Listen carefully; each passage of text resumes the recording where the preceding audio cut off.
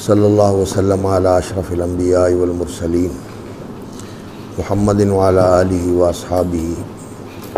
ومن تبعہم بإحسان الی یوم الدین واشہد ان لا الہ الا اللہ وحدہ لا شریک لہ واشہد ان محمدا عبدہ ورسولہ وبعد۔ عزیزان گرامی، اللہ کا شکر ہے کہ اللہ رب العزت نے ہمیں دوبارہ جمع فرمایا ہے، اور اللہ رب العزت کے لیے تعریف اور ستائش ہے اور شکر اور سپاس ہے کہ اس نے زندگی میں بھی مہلت دی اور صحت و عافیت کے ساتھ بھی نوازا کہ آج ہم پھر الحمدللہ ایک بہت ہی نیک اور بابرکت مقصد کے لیے جمع ہیں، اور وہ ہے تعلیم و تعلم۔ اور اس موقع پر جہاں ہم اللہ رب العزت کا شکر ادا کرتے ہیں، اس کے حضور دست بدعا بھی ہیں کہ اللہ تعالی ہمارا یہ ملنا خیر و برکت کے اوپر فرمائے، اور اس کو اللہ رب العزت اپنی خاص عنایت اور رحمت کے ساتھ نوازے، اور ہر شر اور فتنے سے ہمیں محفوظ رکھے، عافیت بھی نصیب فرمائے اور توفیق سے بھی مالا مال فرمائے۔ یہ بات ہے کہ ہمارا سلسلہ کلام جو ہے وہ سورہ آل عمران میں پہنچا ہوا تھا۔ عیسیٰ علیہ السلام کی آمد اور ان کی دعوت، اس کا ذکر چل رہا تھا۔ تو یہ دو امتیں، ویسے تو اللہ رب العزت نے ہر آبادی کے اندر اور ہر امت کے اندر نبی اور رسول بھیجے، وَلَقَدْ بَعَثْنَا فِي كُلِّ أُمَّةٍ رَسُولًا، اور وَإِن مِّن قَرْيَةٍ إِلَّا خَلَا فِيهَا نَذِيرٌ، ہر آبادی میں اللہ کی طرف سے نذیر ڈرانے والا آیا ہے، اور ہر امت میں اللہ رب العزت نے رسول بھیجا ہے۔ اور کچھ امتوں کا اللہ رب العزت نے ذکر فرمایا ہے قرآن مجید میں، منہم من قصصنا علیک ومنہم من لم نقصص علیک، لیکن جن کا ذکر فرمایا ہے وہ عام طور پر یہی جزیرۃ العرب اور اس کے قرب و جوار میں جو امتیں آباد تھیں انہی کا ذکر فرمایا ہے، اور خاص طور پر آدم علیہ السلام جو ابو البشر ہیں، اور پھر اس کے بعد جو معروف نبی ہیں حضرت نوح علیہ السلام، ان کا تذکرہ قرآن مجید میں فرمایا ہے۔ قوم عاد کا، قوم ہود کا ذکر فرمایا ہے، اور قوم شعیب کا ذکر فرمایا ہے، قوم لوط کا ذکر فرمایا ہے، اور موسیٰ اور فرعون کا ذکر فرمایا ہے، اور عیسیٰ علیہ السلام کا ذکر فرمایا ہے۔ عام طور پر قرآن مجید میں اللہ رب العزت نے انہی اقوام کا ذکر فرمایا ہے، اور یہ جو پہلی اقوام تھیں حضرت نوح علیہ السلام کی قوم، ویسے تو یہی عام موقف ہے علماء کا اور معروف یہی بات ہے کہ اب جو انسانی نسل باقی ہے یہ حضرت نوح علیہ السلام کی نسل ہے۔ وَجَعَلْنَا ذُرِّيَّتَهُ هُمُ الْبَاقِينَ، ساری نہ بھی ہو لیکن یہاں جو بسنے والی نسل ہے، یعنی قرب و جوار میں جزیرۃ العرب، ان کا علاقہ عراق تھا، عراق کے علاقے میں انہوں نے اپنے دعوت دی تھی، اور پھر اللہ رب العزت نے جب ان کو نجات عطا فرمائی تو ان کی کشتی جو ہے وہ ترکیہ کے علاقے میں جودی جگہ ہے جہاں وہ جا کے ٹھہری، اور وہاں سے پھر ان کی نسل پھیلی، اور یہی جو علاقہ ہے جس مشرق وسطیٰ بھی کہتے ہیں، اور اس کے آس پاس کا علاقہ مصر ہے، ترکیہ ہے، ایران ہے، اور یہ الجزیرۃ العربیہ ہے، شام ہے، اسی علاقے میں ان کی نسل جو ہے وہ آباد ہوئی۔ ساری زمین کے اوپر یہ سلسلہ ہوا تھا یا یہیں اسی علاقے میں ہوا تھا، یہ بات کی بات ہے، اس میں اختلاف ہے، لیکن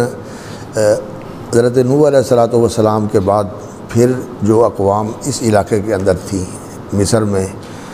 بنی اسرائیل بھی تھے، اور پھر بعد میں وہ شام میں آئے، اور اس سے پہلے لوط علیہ السلام کی قوم وہ بھی شام میں تھے، حضرت ابراہیم علیہ السلام وہ بھی عراق میں تھے، اور مصر سے ہوتے ہوئے پھر شام میں بھی آئے، حجاز میں بھی آئے، اور پھر اللہ رب العزت نے ان سے پہلے یہ جو قوم شعیب ہے اور بلکہ قوم شعیب جو ہے، یہ تو بعض لوگوں کا یہی خیال ہے کہ یہ بھی حضرت ابراہیم علیہ السلام کی نسل میں سے ہی تھے۔ یہ مدین کے علاقے کے رہنے والے تھے، اور مدین کا علاقہ یہی ہے جو شام اور جزیرہ کے اندر موجود ہے، یعنی اس کا ایک حصہ جو ہے وہ شام کے ساتھ ملتا ہے، اور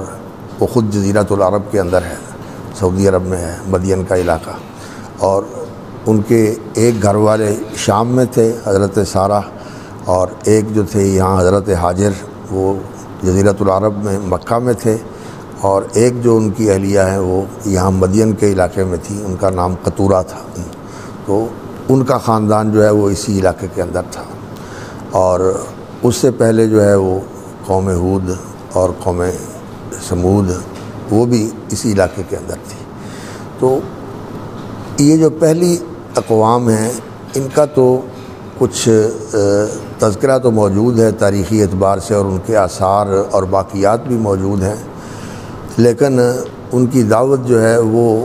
اس کی کوئی تفصیلات موجود نہیں ہیں، ان کی کتابیں، ان کے صحیفے، یہ چیزیں موجود نہیں ہیں، بس تاریخی طور پر یہ چیزیں موجود ہیں۔ لیکن بنی اسرائیل اور ان کے بڑے جلیل القدر پیغمبر حضرت موسیٰ علیہ السلام، اور پھر اس کے بعد ان کے آخری پیغمبر حضرت عیسیٰ علیہ السلام، جن کے بعد وہ امت وجود میں آئی جسے عیسیٰ علیہ السلام کی ساتھ نسبت کا شرف حاصل ہے، عیسائی امت، تو ان کا تذکرہ اللہ رب العزت نے تفصیل کے ساتھ فرمایا، اور یہ سبب اس کا یہ ہے کہ ایک تو یہ دونوں قومیں، بنی اسرائیل بھی اور عیسیٰ علیہ السلام کا نام لینے والے اور ان سے اپنی نسبت ظاہر کرنے والے، یہ دنیا میں اس وقت موجود ہیں۔ اور دوسری بات یہ ہے، تسلسل جو ہے وہ ابراہیم علیہ السلام کی ذات اقدس پر نوح علیہ السلام کے بعد حضرت ابراہیم علیہ السلام، اور حضرت ابراہیم علیہ السلام کے بعد پھر جو یہ سلسلہ آگے چلا ہے تو وہ ان کی نسل میں چلا ہے، پھر ان کی نسل میں یہ سلسلہ چلا ہے، اور ان کی نسل کے اندر جو شام میں ان کی نسل آباد تھی، ان میں اللہ رب العزت نے حضرت اسحاق علیہ السلام، حضرت یعقوب علیہ السلام، حضرت یوسف علیہ السلام، اور آگے پھر اللہ تعالیٰ نے نبی بہت سارے بھیجے، اور ان کا اللہ تعالیٰ نے خاص طور پر اصطفاء اور اجتباء فرمایا تھا۔ وَلَقَدْ آتَيْنَا بَنِي إِسْرَائِيلَ الْكِتَابَ وَالْحُكْمَ وَالنُّبُوَّةَ وَرَزَقْنَاهُم مِّنَ الطَّيِّبَاتِ وَفَضَّلْنَاهُمْ عَلَى الْعَالَمِينَ وَآتَيْنَاهُم بَيِّنَاتٍ مِّنَ الْأَمْرِ فَمَا اخْتَلَفُوا إِلَّا مِن بَعْدِ مَا جَاءَهُمُ الْعِلْمُ بَغْيًا بَيْنَهُمْ إِنَّ رَبَّكَ يَقْضِي بَيْنَهُمْ يَوْمَ الْقِيَامَةِ فِيمَا كَانُوا فِيهِ يَخْتَلِفُونَ۔ تو بنی اسرائیل جو ہیں، ان کا اللہ رب العزت نے پھر تفصیل کے ساتھ ذکر فرمایا، اور یہ بنی اسرائیل جو تھے حضرت یعقوب علیہ السلام کی اولاد، ان میں حضرت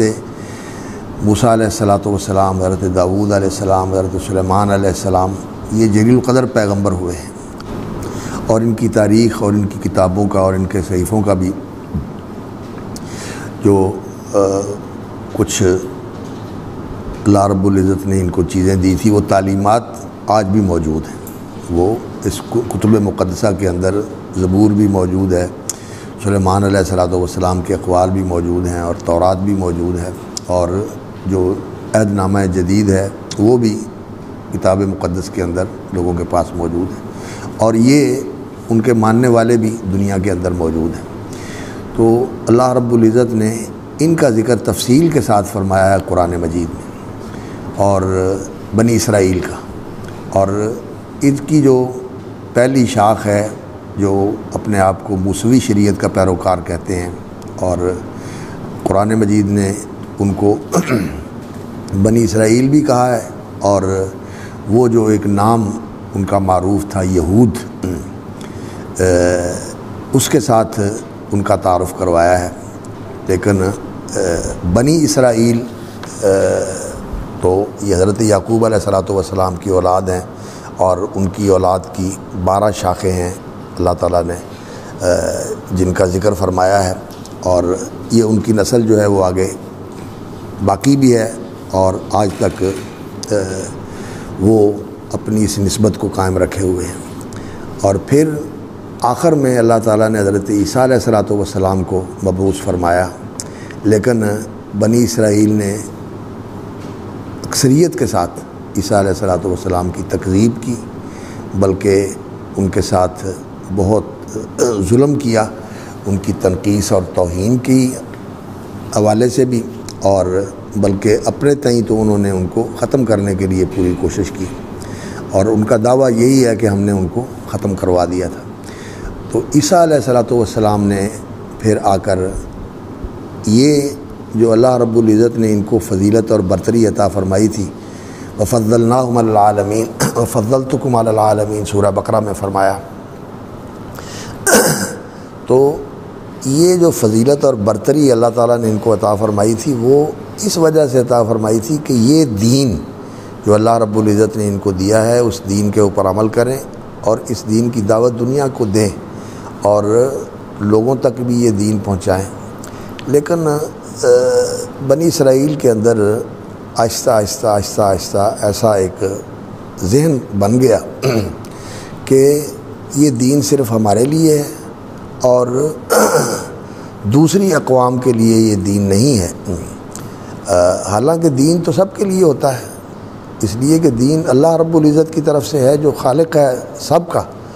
اور رزق بھی وہ سب کو دیتا ہے اور ہدایت بھی وہ سب کو دیتا ہے۔ اللہ رب العزت نے ہدایت بھی سب کو دی ہے اور رزق بھی سب کو دیا ہے۔ تو رزق کے اندر جیسے اللہ رب العزت نے کوئی تخصیص نہیں رکھی کہ کسی کو دیا ہو اور کسی کو محروم کیا ہو، سب کو اللہ رب العزت نے رزق دیا اور اس کا انتظام فرمایا، تو ہدایت بھی اللہ رب العزت نے سب کو دی ہے۔ لیکن بنی اسرائیل میں نسل پرستی اور ان کے اندر وہ جو عرقیت ہے کہ یہ ایک خون اور ایک نسل جو ہے بس یہ اسی کے لیے ہے اور دوسروں کے لیے یہ نہیں ہے، یہ آہستہ آہستہ آہستہ آہستہ یہ ان کے اندر جڑ پکڑتا گیا، اور حتیٰ کہ پھر یہاں تک یہ بات ان کے اندر راسخ ہو گئی کہ دین اور شریعت اور اللہ کے ساتھ یہ جو تعلق ہے یہ صرف ان کے لیے خاص ہے، اور باقی ان کے علاوہ جتنے بھی لوگ ہیں ان کو وہ امیین کہتے ہیں، اور ان کے لیے نہ دین شریعت کی تعلیمات ہیں اور نہ ہی ان کے کوئی حقوق ہیں اور نہ ہی ان کا کوئی مقام ہے، اور اس دین کو بھی انہوں نے بس چند رسوم تک محدود کر لیا، اور اس کی حقیقت جو ہے وہ انہوں نے فراموش کر دی وقت کے ساتھ ساتھ۔ اور ان کی تاریخ کا پھر اللہ رب العزت نے قرآن مجید میں سورہ اسراء کے اندر ذکر فرمایا ہے کہ اللہ نے ان کو عزت اور بہت زیادہ قوت عطا فرمائی۔ پہلے تو نجات عطا فرمائی، قوت اور عزت جو ہے وہ حضرت یوسف علیہ السلام کے زمانے میں ملی ان کو، کہ کہاں وہ شام میں بہت ادنا قسم کی زندگی گزار رہے تھے، پھر مصر میں آ گئے، اور مصر میں آ کر پھر بڑی شاہانہ اور بڑی ٹھاٹ باٹ والی زندگی اور عیش و آرام والی زندگی اللہ تعالیٰ نے ان کو نصیب فرما دی۔ لیکن وقت کے ساتھ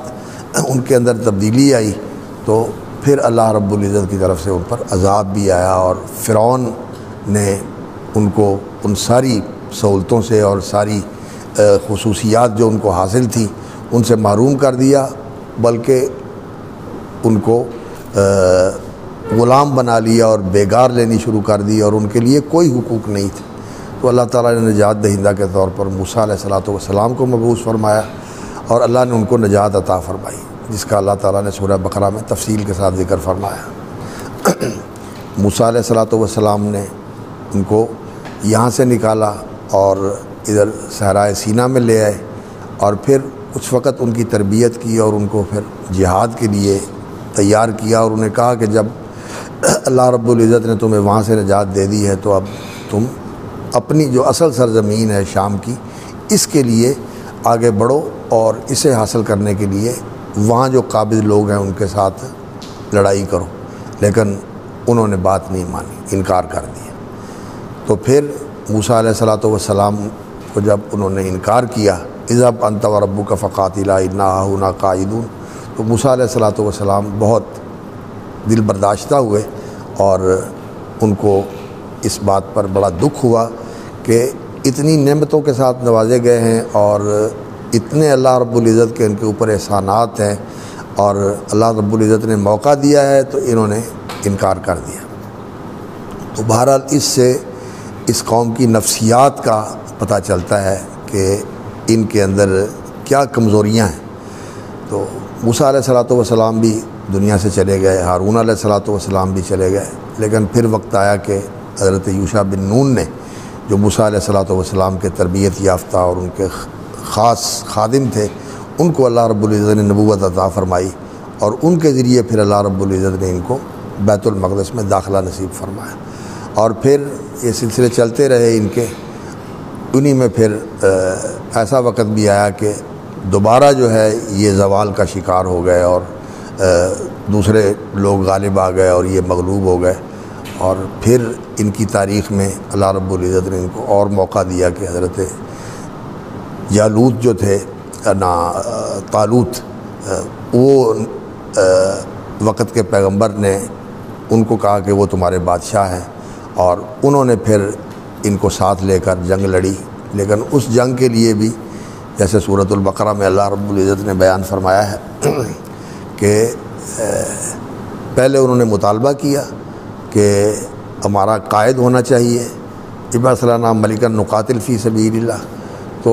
وہ پیغمبر نے کہا کہ پچھلی تاریخ تو تمہاری یہ بتاتی ہے کہ تم وقت آنے پر پیچھے ہٹ جاتے ہو، جوش جذبہ ہے تمہیں، یہ ہوتا ہے کہ ہمیں یہ چیز ملے، لیکن اس کے لیے قربانی دینے کے لیے تم تیار نہیں ہوتے۔ یہ ہو سکتا ہے کہ جب اللہ رب العزت موقع لے کے آئے تو پھر اللہ تقاتلوا قالوا وما لنا الا نقاتل فی سبیل اللہ وقد اخرجنا من دیارنا وابنائنا فلما کتب علیہم القتال تولوا الا قلیلا منهم واللہ علیم بالظالمین۔ تو یہ ان کی تاریخ جو ہے وہ اللہ نے قرآن مجید میں بیان فرمائی ہے۔ اور پھر وہ حضرت طالوت کے ساتھ ان کے جو ساتھی بچ گئے تھے امتحان میں اور تربیت میں، جو وہ سچے ثابت ہوئے اور وفادار ثابت ہوئے، تو اللہ رب العزت نے ان کی مدد فرمائی۔ کم من فئۃ قلیلۃ غلبت فئۃ کثیرۃ بإذن اللہ واللہ مع الصابرین۔ فلما برزوا لجالوت وجنودہ قالوا ربنا افرغ علینا صبرا وثبت اقدامنا وانصرنا علی القوم الکافرین۔ تو انہوں نے اللہ رب العزت سے صبر اور ثبات کی دعا کی، تو اللہ رب العزت نے ان کو نوازا اور فتح عطا فرمائی، اور پھر اس طالوت کے جانشین جو تھے وہ حضرت داؤد علیہ السلام ہوئے، اور پھر ان کی تاریخ کا ایک بڑا شاندار دور شروع ہوا، حضرت سلیمان علیہ الصلوۃ والسلام، اور پھر اس کے بعد یہ سلسلہ چلتا رہا، اور پھر ان کے اوپر زوال آیا، اور ان کی جو تھی ریاستیں یہ تقسیم ہو گئیں، دو ریاستیں آپس میں اختلاف کے ساتھ بن گئی، ایک یہودیہ کی ریاست تھی اور ایک یہ بیت المقدس یروشلم کی ریاست تھی، اسرائیل کی ریاست تھی۔ تو آپس میں بھی جنگیں ہوتی رہیں، اور پھر بھی اللہ رب العزت نے ان کو موقع دیا، لیکن آخر پھر دشمن جو ہے وہ ان کے اوپر مسلط ہوا۔ یہ عراق کا بادشاہ تھا جس نے آ کر ان کی ساری حکومتیں جو ہیں وہ چھین لیں، اور یہ شام کا علاقہ بھی ان سے لے لیا، اور ان کو سب کو وہاں سے نکال کر عراق میں غلام بنا کر لے گیا۔ تو یہ ان کی تاریخ کا حصہ اللہ تعالیٰ نے اس کا ذکر سورہ اسراء میں فرمایا ہے۔ وَقَضَيْنَا إِلَىٰ بَنِي إِسْرَائِيلَ فِي الْكِتَابِ لَتُفْسِدُنَّ فِي الْأَرْضِ مَرَّتَيْنِ وَلَتَعْلُنَّ عُلُوًّا كَبِيرًا فَإِذَا جَاءَ وَعْدُ أُولَاهُمَا بَعَثْنَا عَلَيْكُمْ عِبَادًا لَنَا أُولِي بَأْسٍ شَدِيدٍ فَجَاسُوا خِلَالَ الدِّيَارِ وَكَانَ وَعْدًا مَفْعُولًا۔ کئی حملے کیے اس نے، جو مصر عراق کا بادشاہ تھا بخت نصر، تو 3-4 حملے اس نے کیے، اور آخری حملے میں پھر اس نے یہ کیا کہ تورات بھی جلا دی، یروشلم کو بھی اس نے بالکل تخت و تاراج کر دیا، اور پوری قوم کو ہانک کر وہاں عراق میں لے گیا، اور یہ علاقہ جو تھا یہاں اس نے اپنا قبضہ کر لیا، یہ ان کی حکومت میں آ گیا۔ اللہ رب العزت نے پھر ثم رددنا لکم الکرۃ علیہم وامددناکم باموال وبنین وجعلناکم اکثر نفیرا، تو اللہ رب العزت نے ان کو دوبارہ موقع عطا فرمایا، اور یہ یہاں عراق میں تھے تو ایران کا جو بادشاہ تھا جس کو ذوالقرنین کے نام سے ذکر کیا گیا ہے، اکثر علماء کا یہ خیال ہے کہ یہی بادشاہ تھا، کوروش کبیر بھی اس کو کہتے ہیں اور کیخسرو بھی اس کو کہتے ہیں، تو یہ ایران کا بادشاہ تھا۔ اس کی فتوحات بھی پھر ادھر ترکیہ تک، ادھر ترکستان تک، ادھر بلوچستان تک اور ادھر شام تک، یہ سارے علاقے اس نے فتح کر لیے۔ اصل وہ ایران کا بادشاہ تھا، تو عراق بھی اس نے فتح کر لیا، عراق بھی فتح کیا، اور پھر اس نے ان بنی اسرائیل کے ساتھ یہ احسان کیا کہ ان کو اس نے اس بیگار اور اس قید اور اس بڑی ہی قسم پرسی کی زندگی سے نجات دلائی، اور انہیں اجازت دے دی کہ یہ دوبارہ واپس جا کے اپنے علاقے میں آباد ہو جائے۔ تو ثم رددنا لکم الکرۃ علیہم وامددناکم باموال وبنین وجعلناکم اکثر نفیرا ان احسنتم احسنتم لانفسکم وان اسأتم فلہا فاذا جاء وعد الآخرۃ، تو یہ یہاں آ گئے۔ پھر ان کے ساتھ یہ سلسلہ چلتا رہا کہ جب بھی کبھی انہوں نے راہ راست سے انحراف کیا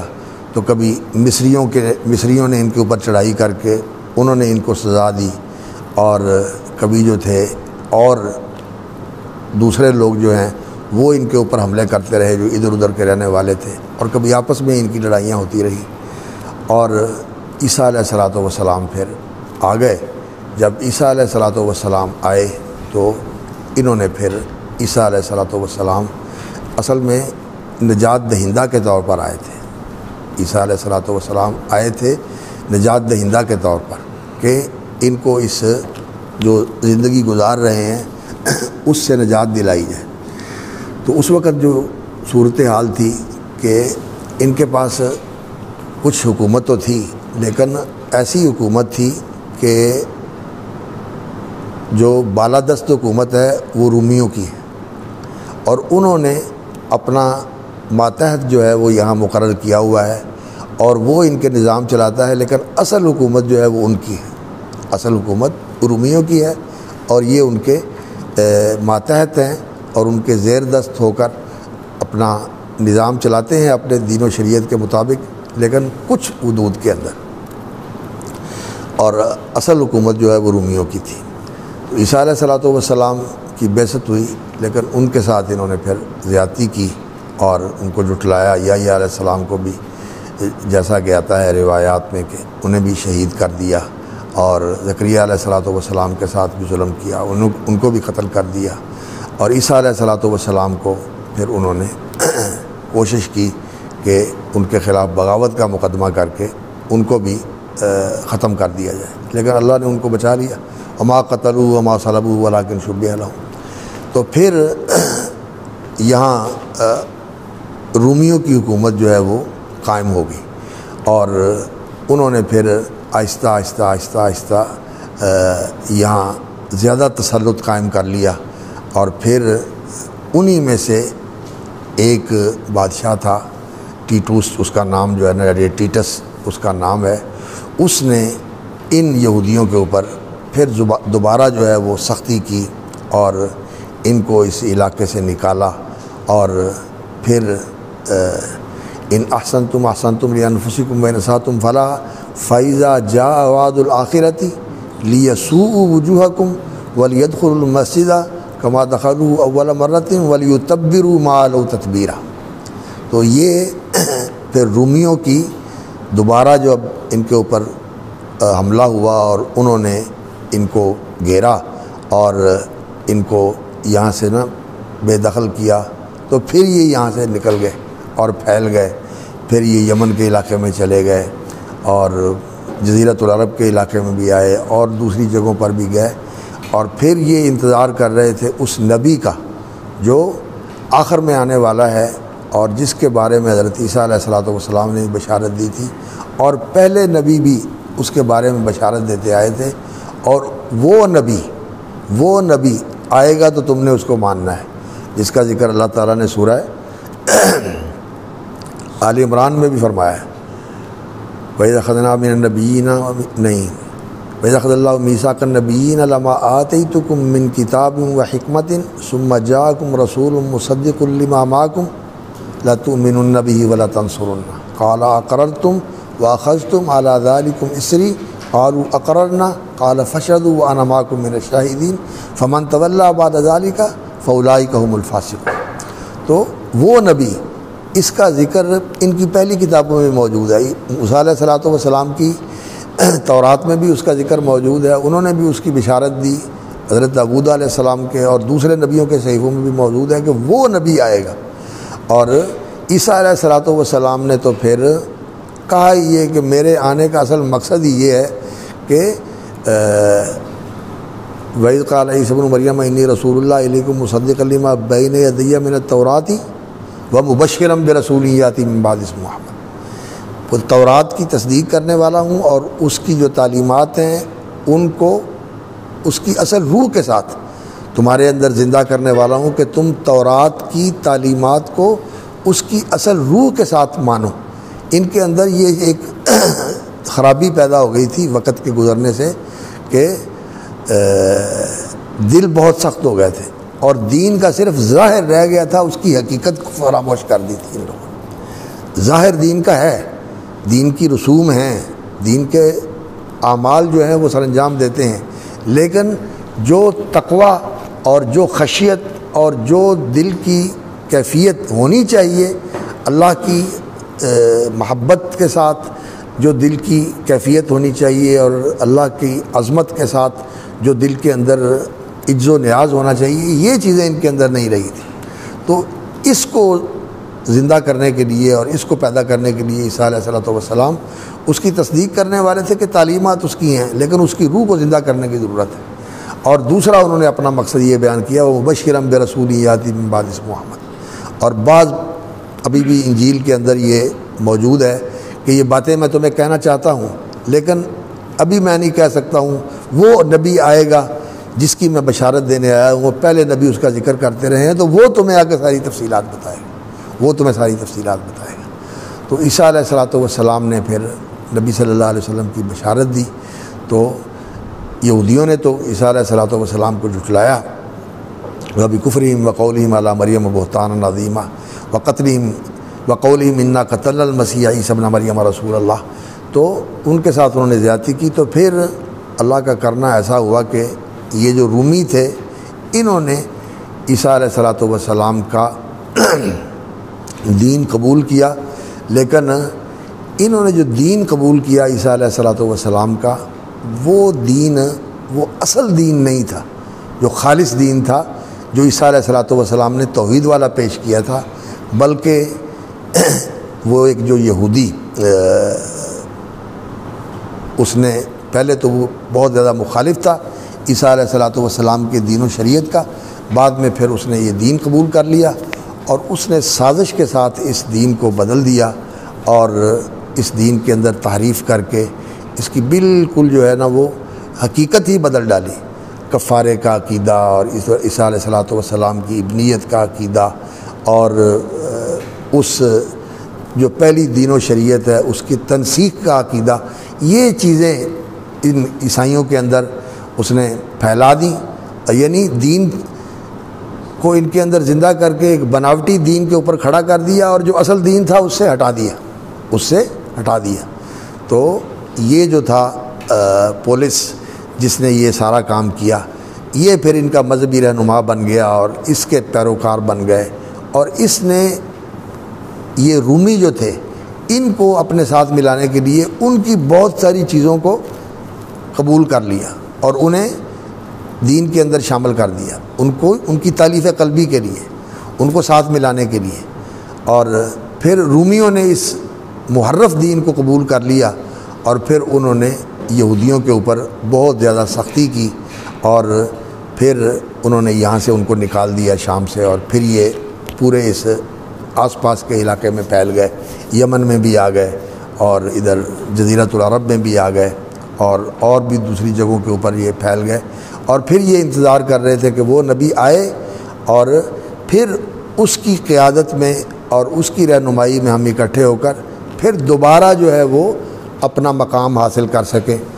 لیکن ان کی سرشت میں یہ جو تمرد جڑ پکڑ گیا ہے، تو اسی کا یہ نتیجہ تھا کہ فلما جاءہم ما عرفوا کفروا بہ، جب وہ نبی آیا جس کے انتظار میں تھے تو اس وقت بھی پھر ان کو ماننے کی توفیق نہیں ہوئی، حالانکہ یعرفونہ کما یعرفون ابناءہم، اس طرح اس کو پہچانتے ہیں جس طرح کہ انسان اپنے بیٹے کو پہچانتا ہے، اس طرح ان کو، یعنی ایسی بات نہیں ہے۔ اور حضرت صفیہ رضی اللہ تعالیٰ عنہ ام المومنین، صفیہ بنت حیی ہے نا، تو ان کے والد حیی اور ان کا چچا،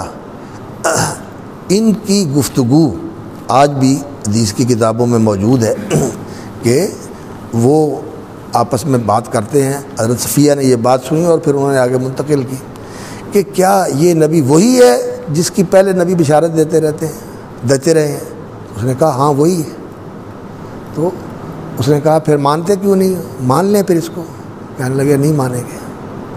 صرف جھٹلائیں گے کہ یہ اسرائیل میں سے نہیں آیا، غیر اسرائیل میں سے آ گیا۔ اب کیسے مان لیں ہم اس کو؟ کیسے مان لیں ہم اس کو؟ اسرائیل میں سے نہیں ہے، دوسری قوم میں سے آ گیا، ہم نہیں مان سکتے۔ اب تو اس کے ساتھ مخالفت ہے، عداوت ہے اور مقابلہ ہے، یہی کام ہم نے کرنا ہے۔ تو یہ بات حضرت صفیہ کے دل میں بیٹھ گئی کہ مانتے ہیں کہ یہ وہ نبی ہے اور وہ سچا نبی ہے، لیکن اس بات کے اوپر بضد ہیں کہ ہم نہیں مانیں گے اس لیے کہ یہ اسرائیل میں سے نہیں آیا، دوسرے نبیوں میں، دوسری نسل میں سے آ گیا، دوسری قوم میں سے آ گیا۔ تو قرآن مجید نے یہ جو حقیقت بیان فرمائی کہ یعرفونہ کما یعرفون ابناءہم، یہ کسی بھول میں نہیں تھے، بالکل پوری طرح ان کو اس بات کا ادراک تھا کہ یہ وہی نبی ہے جس کی پہلے نبی بشارت دیتے رہے، کسی بھول میں نہیں تھے۔ لیکن یہ جو ہے نا ان کے اندر کی خرابی، جسے کہتے ہیں خبث الطویہ، یعنی جو ان کا مزاج ہے اور جو ان کی سرشت ہے اور جو ان کے اندر ہے نا، وہ کفر جو ہے نا یہ بیٹھا ہوا ہے۔ تو بہرحال رسول اکرم صلی اللہ علیہ وسلم جب آئے تو انہوں نے کوشش کی، لیکن پھر اللہ رب العزت کا یہ فیصلہ ہو گیا کہ اب اس امت کو بالکل جو ہے نا وہ ضربت علیہم الذلہ، لعنوا، پہلے بھی لعنتیں پڑتی رہی ہیں، تو لعن الذین کفروا من بنی اسرائیل علی لسان داؤد و عیسی ابن مریم۔ حضرت داؤد علیہ الصلوۃ والسلام، حالانکہ وہ دور ان کا ایسا دور تھا کہ جس دور میں ان کو شان و شوکت حاصل تھی، لیکن حضرت داؤد علیہ الصلوۃ والسلام پر بھی الزام لگائے، ان کی بھی توہین کی، سلیمان علیہ الصلوۃ والسلام پر الزام لگائے، داؤد علیہ السلام پر الزام لگائے، اور دوسرے نبیوں پر انہوں نے الزام لگایا، ان کی توہین کی، اور ان کے متعلق جو ان کے نظریات ہیں ابھی بھی اس کا کچھ ذکر جو ہے وہ اس جو ان کا صحیفہ ہے مقدس جس کو کہتے ہیں عہد نامہ قدیم، اس کے اندر یہ چیزیں موجود ہیں۔ تو لعنت ان کے اوپر پڑتی رہی، لیکن جب اللہ رب العزت نے پھر محمد رسول اللہ صلی اللہ علیہ وسلم کو مبعوث فرمایا تو پھر یہ فیصلہ ہوا کہ اب وہ سلسلہ جو ہے وہ موقوف کر کے کہ یہ اب دین کے علم بردار اور دین کے حامل اور اس کے مبلغ اور اس کے دنیا کے اندر پھیلانے والے بنیں گے۔ اللہ رب العزت نے یہ چیز ان سے چھین لی، اور اللہ رب العزت نے یہ محمد رسول اللہ صلی اللہ علیہ وسلم کے ذریعے اس امت کو عطا فرما دی، یہ جو رسول اکرم صلی اللہ علیہ وسلم کی امت ہے۔ اللہ تعالیٰ نے قرآن مجید میں سورہ بقرہ میں بھی اس کا ذکر فرمایا، یہود کا ذکر کرنے کے بعد حضرت ابراہیم علیہ السلام کا ذکر، حضرت ابراہیم علیہ السلام کی دعا کا ذکر، اور پھر اس امت کا مختصر ذکر کرنے کے بعد تلک امۃ قد خلت لہا ما کسبت، پھر اللہ تعالیٰ نے اس امت کو مخاطب کر کے کہا قولوا آمنا باللہ وما انزل الینا وما انزل الی ابراہیم و اسماعیل و اسحاق و یعقوب والاسباط و عیسیٰ و ایوب، نہیں، قولوا آمنا باللہ وما انزل الینا وما انزل الی ابراہیم و اسماعیل و اسحاق و یعقوب والاسباط وما اوتی موسیٰ و عیسیٰ وما اوتی النبیون من ربہم لا نفرق بین احد منہم ونحن لہ مسلمون۔ تو اللہ تعالیٰ نے اس امت کو پھر یہ ذمہ داری سونپی، وَكَذَلِكَ جَعَلْنَاكُمْ أُمَّةً وَسَطًا، اور پھر اللہ رب العزت نے اس امت کو تعلیمات دیں، بعثنا فیکم رسولا منکم یتلو علیکم آیاتنا ویزکیکم ویعلمکم الکتاب والحکمہ ویعلمکم ما لم تکونوا تعلمون فاذکرونی اذکرکم واشکروا لی ولا تکفرون۔ اور اسی طرح یہ سلسلہ جو ہے نا پھر تعلیمات دین کی، شریعت کی سورہ بقرہ میں اللہ رب العزت نے بیان فرمائی ہے۔ اس میں توحید بھی ہے اور نماز بھی ہے، رزق حلال بھی ہے، روزہ بھی ہے، زکوٰۃ بھی ہے، حج بھی ہے، جہاد بھی ہے اور معاشرت کے احکام بھی ہیں۔ یہ سارے اللہ رب العزت نے سورہ بقرہ کے اندر بیان فرمائے۔ اور پھر سورہ بقرہ کے اختتام پر دو چیزیں اللہ رب العزت نے تفصیل کے ساتھ بیان فرمائیں، ایک جہاد کی تعلیم بنی اسرائیل کے حوالے سے،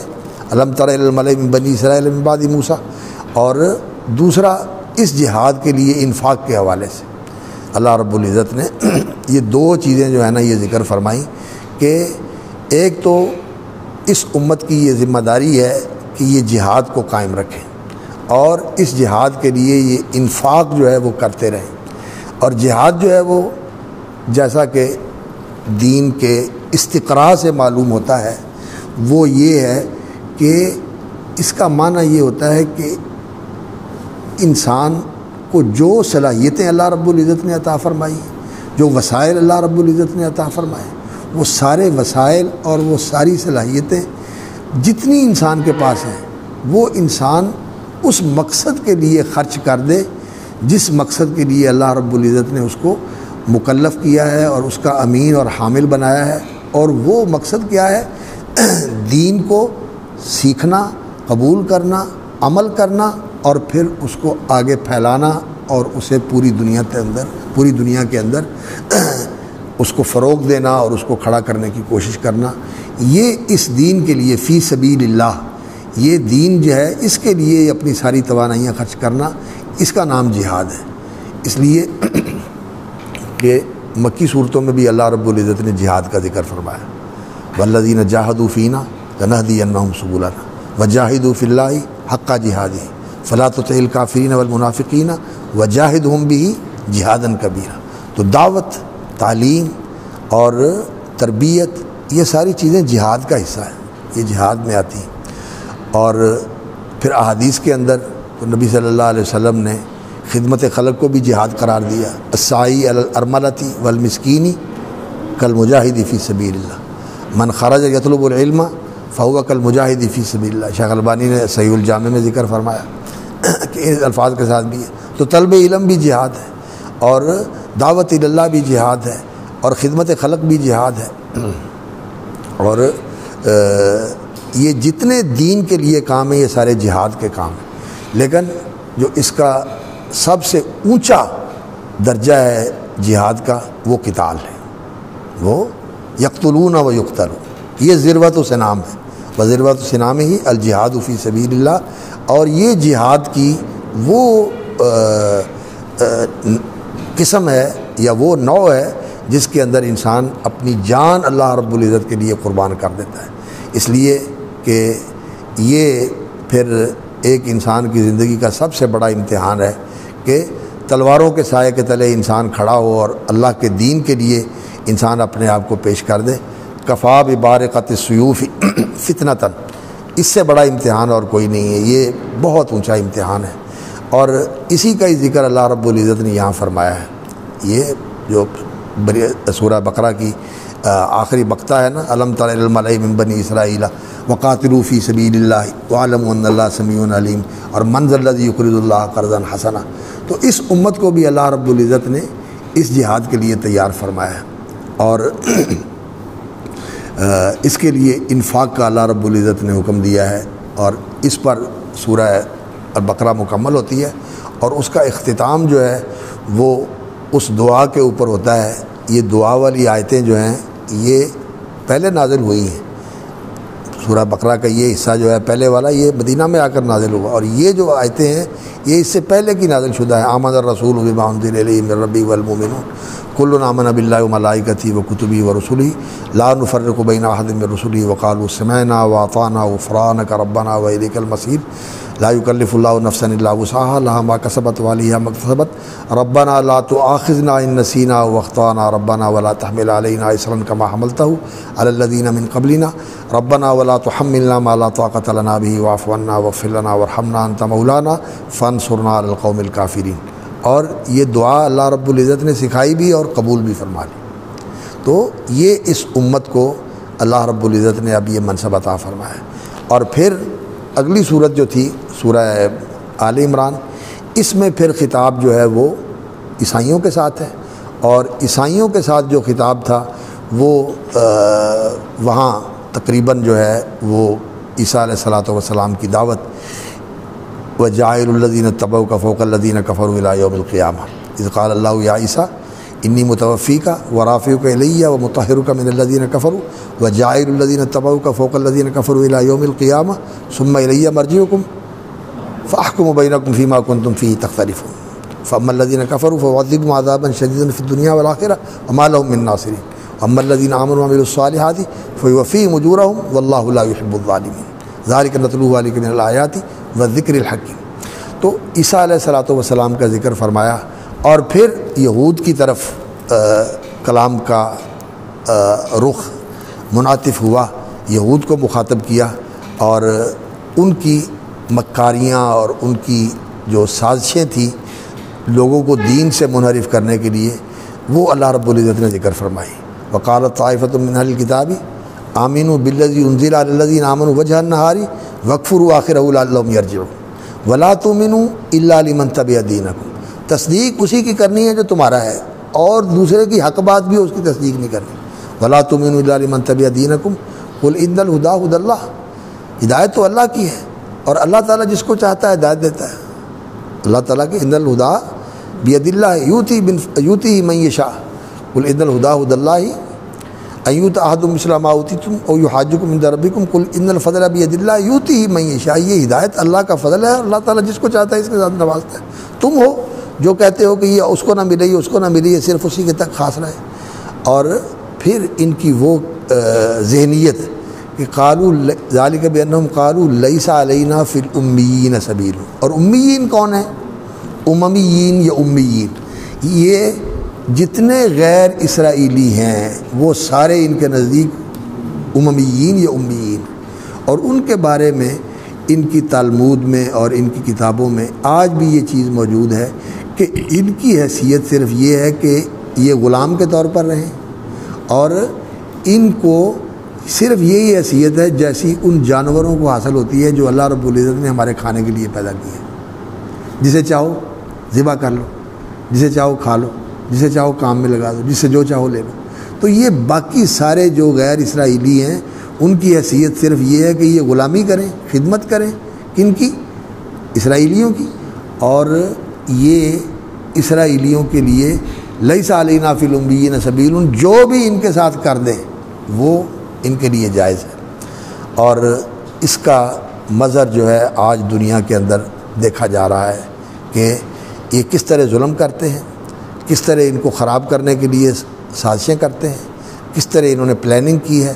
اخلاقی طور پر، دینی طور پر، ان تمام اقوام کو اس نچلی سطح کے اوپر پہنچا دیا جائے کہ ان کے اندر دین اخلاق نام کی چیز ہی نہ رہے۔ یہ جتنی یہ جو آپ دیکھتے ہیں نا اخلاقی گراوٹ کے جتنے منصوبے ان کے پیچھے یہ سرمایہ کاری کرتے ہیں، اور ان کو یہ فروغ دیتے ہیں کہ لوگوں کے اندر یہ تحریکیں چلیں، آزادی کی تحریک اور فواحش کی اشاعت کی تحریک، اور پھر جنسی بے راہ روی کی تحریک، حتیٰ کہ یہ جو اب ایسی صورتحال بن گئی ہے کہ جنس پرستی، ہم جنس پرستی، عورتیں عورتوں کے ساتھ، مرد مردوں کے ساتھ شادیاں کر رہے ہیں اور ان کو تحفظ مل رہا ہے، ان ساری تحریکوں کے پیچھے ان کی منصوبہ بندی جو ہے نا وہ کار فرما ہے۔ اور اس کا مقصد کیا ہے کہ انسان جو ہے یہ دین اور اخلاق سے بالکل تہی دامن ہو جائے، دین اور اخلاق ان کے اندر نہ رہے، اور پھر ان کو قابو کرنا آسان ہے، ان کے اوپر تسلط حاصل کرنا۔ انسان کی قوت جو ہے وہ دین اور اخلاق کے ساتھ ہوتی ہے، دین اور اخلاق نہ ہو تو پھر انسان جو ہے وہ بالکل وہ بہت ہی نچلی سطح کے اوپر چلا جاتا ہے، اور پھر اس کو استعمال کرنا جیسے بھی کچھ آئے اس کے لیے آسان ہو جاتا ہے۔ تو یہ ان کی سازش ہے، اس کا اللہ رب العزت نے ذکر فرمایا۔ اور پھر وہی آیت جو پیچھے ذکر ہوئی تھی، قولوا آمنا باللہ وما انزل الینا وما انزل الی ابراہیم، اسی صورت میں بھی وہ دہرائی گئی، قولوا آمنا باللہ وما انزل علینا وما انزل علی ابراہیم واسماعیل واسحاق ویعقوب والاسباط وما اوتی موسیٰ وعیسیٰ والنبیون من ربہم لا نفرق بین احد منہم ونحن لہ مسلمون ومن یبتغ غیر الاسلام دینا فلن یقبل منہ وہو فی الآخرۃ من الخاسرین۔ تو دین اسلام ہے، سارے نبیوں کا ایک ہی دین ہے۔ اب یہ جو دین اسلام ہے اللہ رب العزت نے اس کی حامل یہ امت بنا دی ہے۔ اور کیف یہدی اللہ قوما کفروا بعد ایمانہم وشہدوا ان الرسول حق وجاءہم البینات واللہ لا یہدی القوم الظالمین اولئک جزاؤہم ان علیہم لعنۃ اللہ والملائکۃ والناس اجمعین خالدین فیہا لا یخفف عنہم العذاب ولا هم ینظرون الا الذین تابوا من بعد ذلک واصلحوا فإن اللہ غفور رحیم۔ یعنی اس کے باوجود بھی اللہ رب العزت نے توبہ کا دروازہ کھلا رکھا ہوا۔ یہ اللہ رب العزت کی کمال رحمت ہے، وہ رحمان و رحیم ہے کہ ان کے اتنے جرائم ذکر کرنے کے بعد پھر بھی یہ کہتا ہے کہ الا الذین تابوا من بعد ذلک واصلحوا فإن اللہ غفور رحیم۔ ان الذین کفروا وماتوا وهم کفار،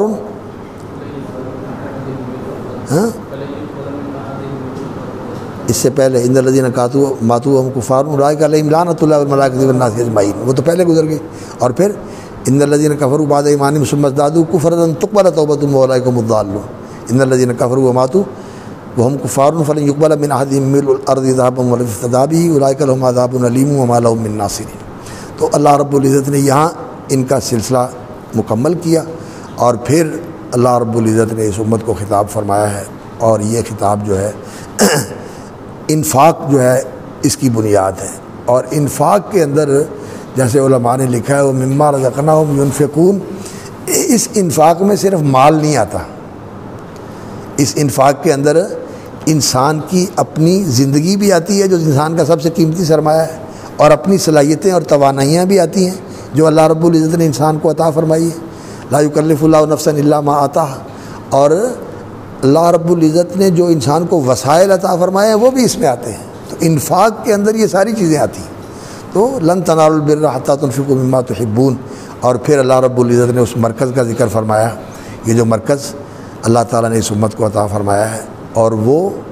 ان اول بیت وضع للناس الذی ببکۃ مبارکا وہدی للعالمین، یہ ہمارا دینی مرکز ہے، یہ ہمارا دینی مرکز ہے۔ توحید کا مرکز جو ہے وہ یہ اس کا حج کرنا اور اس کی حرمت اور اس کے تقدس کی حفاظت کرنا یہ اس امت کی ذمہ داری ہے۔ اور پھر اللہ رب العزت نے اس امت کو یہ مخاطب کر کے کہا کہ ان کی سازشوں سے تم نے باخبر رہنا ہے۔ یہودیوں نے سازش کر کے عیسائیت کو محرف دین بنا دیا، اور آج جو عیسائی ہیں وہ اس دین کے اوپر نہیں ہیں جو عیسیٰ علیہ الصلوۃ والسلام لے کر آئے تھے۔ کچھ ہیں ان بعض چیزوں کو ماننے والے، لیکن اکثر نے اس کو فراموش کر دیا۔ تو عیسائیوں کے اندر بہت سارے فرقے ہیں، لیکن کچھ فرقے ہیں ان کے اندر ایسے جو اس اصل تعلیم کو لے کے بیٹھے ہوئے ہیں، لیکن وہ بھی پھر بے اثر ہو جاتی ہے جب وہ عیسیٰ علیہ الصلوۃ والسلام نے جس نبی کی بشارت دی تھی اور یہ کہا تھا کہ اس پر ایمان لانا ہے، جب اس کو نہ مانا جائے تو پھر وہ نبی صلی اللہ علیہ وسلم نے فرمایا کہ لا یسمع بی یہودی ولا نصرانی ثم لا یؤمن بہ، میرے بارے میں سنتا ہے اور پھر ایمان نہیں لاتا تو الا کان من اہل النار، اس کا دین جو ہے وہ اس کو فائدہ نہیں دے گا، اس کے لیے کارآمد نہیں ہوگا۔ تو اللہ رب العزت نے اس امت کو پھر کھڑا کیا، اور یہودیوں کی سازشوں سے اللہ نے خبردار کیا، یا ایھا الذین آمنوا ان تطیعوا فریقا من الذین اوتوا الکتاب یردوکم بعد ایمانکم کافرین وکیف تکفرون وانتم تتلی علیکم آیات اللہ وفیکم رسول۔ اللہ تعالیٰ نے اس امت کو مخاطب کیا ہے کہ تتلی علیکم آیات اللہ، اللہ کی آیتیں تمہارے پاس محفوظ ہیں اسی طرح جس طرح اللہ نے اتاری تھی، اور یہ تم پر پڑھی جاتی ہیں۔ اب رسول تو پڑھنے والا نہیں ہے، لیکن رسول سے سیکھ کر جنہوں نے آگے پہنچایا وہ اس کے پڑھنے والے موجود ہیں۔ آج بھی اللہ کا قرآن ہم سن رہے ہیں، وفیکم رسولہ، یہ نبی صلی اللہ علیہ وسلم کے صحابہ کو تو مخاطب کیا تھا کہ اللہ کے رسول بنفس نفیس ان میں موجود تھے، لیکن آج بھی نبی صلی اللہ علیہ وسلم تاریخ کی روشنی میں پوری طرح آپ صلی اللہ علیہ وسلم کی زندگی ہمارے سامنے ہے۔ یا پھر وہ کہوں گا میں کہ وہ خطبات جو ہے نا مدراس، اس کا ذرا دوبارہ استحضار کر لیں۔ وہ نبی صلی اللہ علیہ وسلم کی جامعیت، تاریخیت اور کاملیت، یہ جو سارے پہلو انہوں نے بیان کیے ہیں نا، تو یہ نبی صلی اللہ علیہ وسلم کی شخصیت کو اللہ رب العزت نے اس طرح زندہ رکھا ہو۔ آپ صلی اللہ علیہ وسلم کا پیغام زندہ ہے، آپ کی سیرت زندہ ہے، آپ کی سنت زندہ ہے، آپ کی احادیث موجود ہیں، یعنی ہدایت کے حوالے سے کوئی بات اگر نبی صلی اللہ علیہ وسلم سے ہم جاننا چاہیں تو ہمارے لیے مشکل کوئی نہیں۔ وفیکم رسول ومن یعتصم باللہ فقد ہدی الی صراط مستقیم۔ مکی صورت میں سورۃ الحج میں، یہ سورۃ الحج سے جو سلسلہ چلا ہے نا صورتوں کا، یہ آہستہ آہستہ آہستہ آہستہ آہستہ آہستہ اس سلسلے کی ابتدا ہوتی ہے سورہ یونس سے، اور سورہ یونس میں اللہ رب العزت نے مسلمانوں کو یہ بشارت دی تھی، بسم اللہ الرحمن الرحیم، الف لام میم تلک آیات الکتاب الحکیم، اکان للناس عجبا ان اوحینا الی رجل منهم ان انذر الناس وبشر الذین آمنوا ان لهم قدم صدق عند ربهم۔ مسلمانوں کے لیے قدم صدق ہے، یعنی ان کے پاؤں اب پکی طرح جم گئے ہیں اور یہ جمے رہیں گے، اب یہ